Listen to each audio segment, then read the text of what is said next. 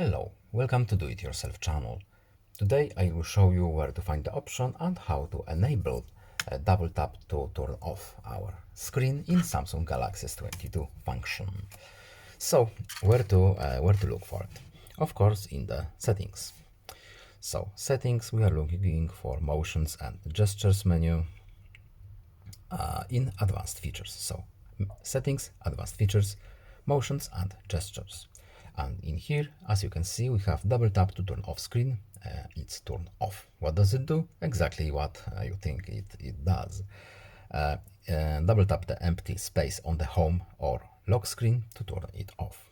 So let's turn this on and let's see if it works. It does. So double tap on empty space and our screen is turned off. That's it. I hope this video was helpful to you. Please leave a like and subscribe. Have a nice day and see you in the next video. Goodbye.